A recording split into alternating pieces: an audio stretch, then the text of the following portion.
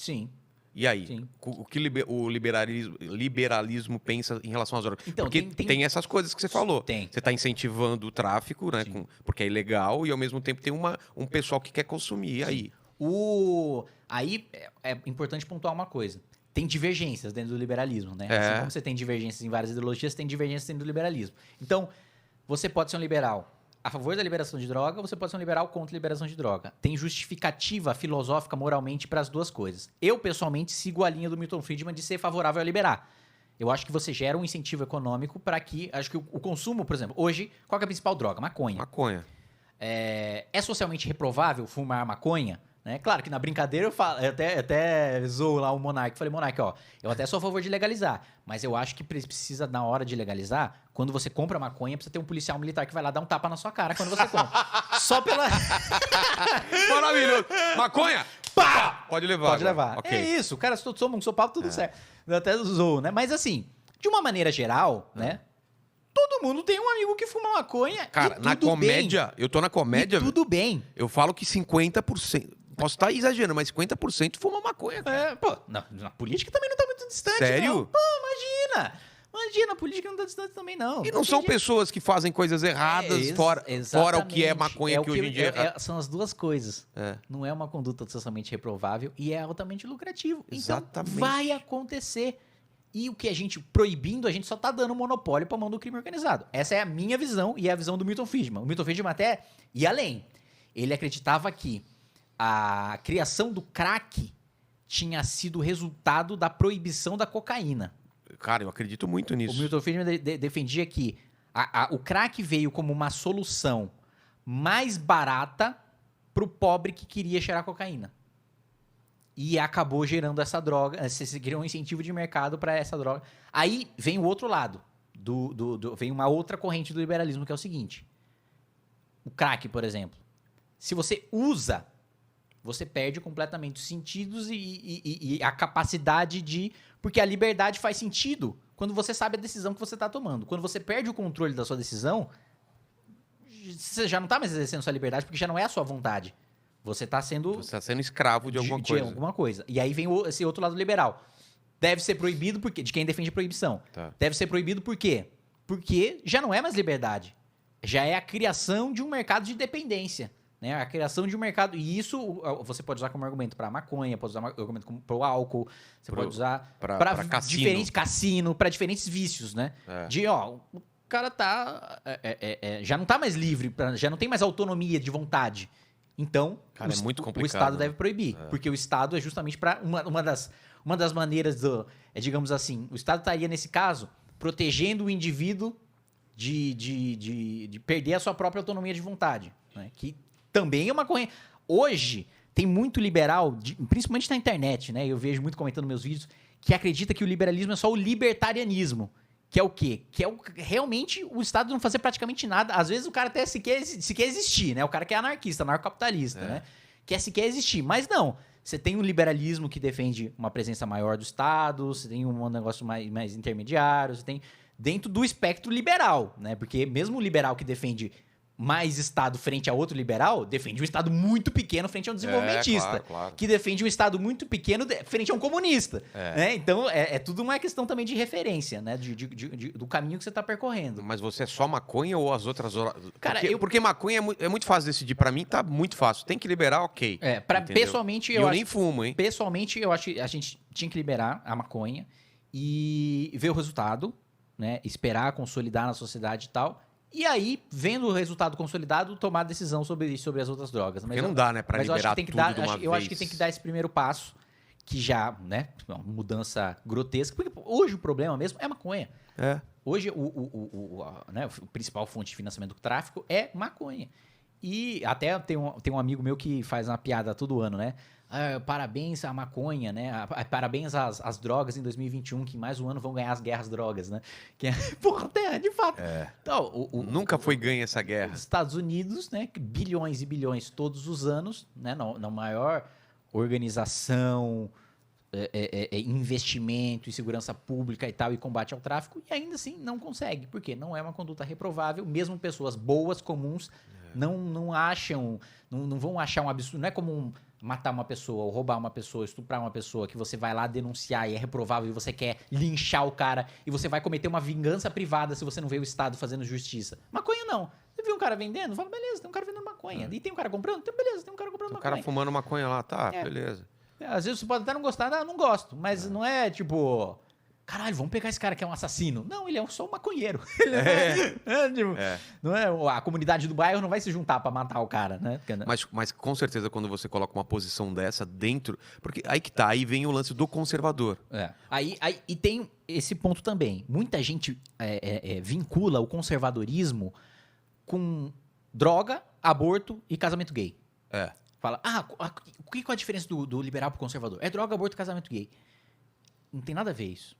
O conservador, antes de qualquer coisa, qual que é a fundação do conservadorismo? A fundação do conservadorismo inglês, que é o que a gente conhece aqui no Brasil, é o Edmund Burke, que era um deputado, né, inglês, que criticou a Revolução Francesa. Né? Ele tem um livro que é chamado... É curtinho o livro até, que é Reflexões sobre a Revolução na França, em que ele coloca o ideal de você derrubar a monarquia para implementar uma democracia é um ideal liberal, um ideal burguês, de quem enriqueceu nos burgos, se tornou a nova classe média e que impôs essas revoluções burguesas, né? Que a gente chama, como a Revolução Francesa foi uma revolução burguesa. Por que é burguesa? Porque não é nem da nobreza nem da monarquia, é de quem fez riqueza sendo da plebe, a burguesia. Né? Então, é gente que não tinha sangue, mas que enriqueceu. Né? Então, a burguesia, nos burgos, por isso que chama burguesia. Burgo era tipo feirinha. Tá. E daí que vem o termo burguesia. E o proletariado, né, que é um termo que já vem pós-burguesia, que é aquele que só tem a sua prole, que só tem os seus filhos. Não tem posses, logo é o proletariado, né? Aquele que tem a sua prole. E a burguesia é aquela que enriqueceu nos burgos. Então, teve essa revolução na França, e aí o Burke dizia, olha... Os ideais são bons. Eu concordo com os ideais. Mas, eu concordo assim, ele tinha ressalvas, mas assim, em linhas gerais, eu concordo que tinha muita injustiça, né, na monarquia absolutista francesa. E que o povo estava passando fome enquanto a monarquia estava vivendo bem. Mas o modo como foi feito levou a França para uma situação pior do que ela estava. Por quê? Porque o argumento, e aí a alma do conservadorismo é o quê? Por mais justa que seja a sua causa, os fins não justificam os meios. Eu acho que essa é a alma do conservadorismo. Foi por liberdade, foi por igualdade, mas arrancar a cabeça de gente não é legal. Tanto que no final, e aí é a conclusão do conservadorismo sobre a Revolução Francesa, de linhas gerais, né? Você tem divergências dentro do conservadorismo também. É o seguinte, beleza, você foi lá, cortou a cabeça de todo mundo, veio democracia, veio liberdade? Não, veio a ditadura de Napoleão. Ou seja, vocês mataram um monte de inocente, porque não teve devido processo legal, não teve direito de defesa. Taca a monarquia guilhotina, tanto que o próprio Robespierre, que arrancava a cabeça dos outros, foi pra guilhotina no final. Os próprios revolucionários foram pra guilhotina no final. E no final o que teve? Teve uma França livre, democrática, igualitária? Não. Teve a ditadura de Napoleão. Então... Não adianta só você... Não, a gente está fazendo por uma coisa boa. É como faz Como isso. você faz por uma coisa boa. Exatamente. Mas tudo bem, E o que ele defende? É isso que eu falei. Ele viu o problema, mas qual era a solução para isso? Ele defendia uma transição da monarquia francesa para um parlamentarismo monárquico, que é o que aconteceu na Inglaterra. Que a Inglaterra foi justamente isso. Foi de uma monarquia...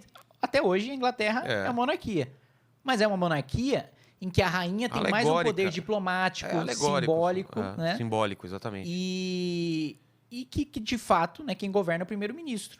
E aí passou o poder da nobreza para o parlamento. Ainda existe, né, na Inglaterra, essa questão... A Inglaterra não tem um parlamento 100% democrático, porque ela tem a Câmara dos Lords, que é a indicação da igreja, da rainha, que é o Senado. A Câmara Baixa, né, é a Câmara dos Deputados, que a gente chama, e a Câmara Alta é o Senado. A Câmara Baixa da Inglaterra é a Câmara dos Comuns, que é a Câmara dos Deputados deles, e a Câmara Alta é a Câmara dos Lords, então, que é o nosso Senado. Essa do comum vem qualquer pessoa. Você seria desse... Qualquer um pode se candidatar. Na dos Lords, na Inglaterra, é Lord. É gente que tem título ainda de nobreza, indicação da rainha, indicação da igreja, Porque na Inglaterra, a rainha não é só a chefe de Estado. Ela é a chefe da igreja anglicana, né? Ela também tem um poder religioso, né? Como o Papa. O Papa é um chefe de Estado e é uma autoridade religiosa. Como a rainha da Inglaterra também, para o protestantismo, né? Não todo o protestantismo, né? Mas para o anglicanismo. Então, você tem ainda tem resquícios, né? De uma visão monárquica, né? De você herdar o poder pela religião ou pelo sangue. Mas hoje em dia se discute lá na Inglaterra também de tirar esse poder desses lords. Não sei como tá hoje. Eu acho que não. Eu acho que é uma tradição muito firme muito lá. Muito arraigada para eles poderem tirar. Mas melhor do que aconteceu, por exemplo, na França, como você estava dizendo. Porque na França, no final das contas, também voltou. A monarquia também voltou. Né? Depois da Revolução. Então, não adiantou fazer a matança toda, você só matou, veio uma ditadura, voltou à monarquia. Então, é justamente isso que o conservador defende. Tem uma casa que está péssima, que está ruim, eu não ponho fogo nela. Eu reformo. Então, por isso que o conservador, antes de qualquer coisa, é um reformista. Vamos tentar colocar isso em palavras, então. Não necessariamente o conservador político é contra o aborto, contra a legalização de droga ou contra o casamento gay. Ser conservador não tem nada a ver com ser... Não está aberto a novas ideias. Isso. Ou a novos movimentos que não existiam e agora se levantam. Não é isso? O conservador, ele é cético antes de qualquer coisa. Ele fala, vamos mudar? Beleza, vamos mudar, mas vamos ver as consequências dessa mudança? Como a gente vai mudar? Por isso que eu me considero, ao mesmo tempo, um liberal e um conservador politicamente. É porque todo mundo que quer atacar o conservador fala, então você quer que as coisas fiquem como estão. Conservador é conservar. Não, então, meu amigo, esse monte de pobre aí, você quer isso. A ideologia do conservador não é uma conserva de palmito, né? Que você vai lá para conservar para não apodrecer. A palavra não ajuda também, exatamente, para que você vai lá para apodrecer. Não. O conservador, se você quer usar o verbo conservar, o que o conservador quer conservar? As instituições. Ele quer que... eu discordo... por exemplo, eu discordo da lei hoje que proíbe maconha? Discordo. O que eu vou fazer então? Se eu ver um policial na rua prendendo um traficante, eu acho que o traficante tá certo, eu vou lá e dou um tiro no policial? Não. Essa é a mentalidade revolucionária. Fala, então vamos todo mundo se levantar, todo mundo que apoia a maconha, vamos se levantar e vamos parar de obedecer a lei que proíbe maconha. Isso é revolução. É o contrário de conservador. O contrário de conservador é revolucionário. O antirrevolucionário é o conservador. Tá. O conservador diz o quê? Olha, eu sou um conservador favorável à legalização da maconha. Mas eu acho que essa legalização, por mais que a lei hoje seja injusta, ela não é injusta a ponto de eu iniciar uma revolução.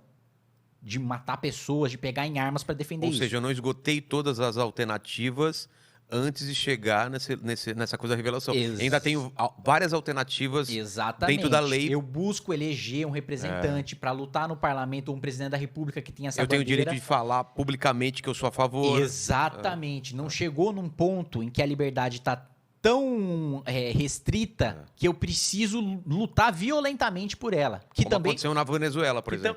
Que também não é... Tinha que ser revolucionário porque... Que também você vai falar, porra, então o conservador numa ditadura vai falar, ditador, por favor, pare de ser ditador. Não. O exemplo da Venezuela é o isso. exemplo da Venezuela, é o exemplo da ditadura militar no Brasil, é o exemplo de Cuba, da Coreia do Norte, da União Soviética, é o exemplo de ditaduras ao redor, ditaduras muçulmanas, né, da Irmandade Muçulmana, comandadas pela Irmandade Muçulmana. Então, é um cara, então um conservador, antes de qualquer coisa, é um cara que é cético em relação aos meios, né? Ele acha que toda revolução tende a acabar em homicídio em massa e não corrigir as injustiças. Montesquieu tinha uma frase muito boa sobre isso. E ir para um estado pior do que...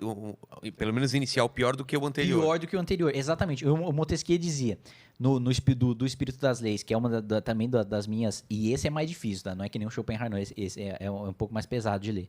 Ele falava, eu vejo os antigos abusos, vejo sua correção, e vejo os abusos da própria correção. Essa frase é perfeita para definir o conservadorismo. É quando o remédio é pior do que a doença.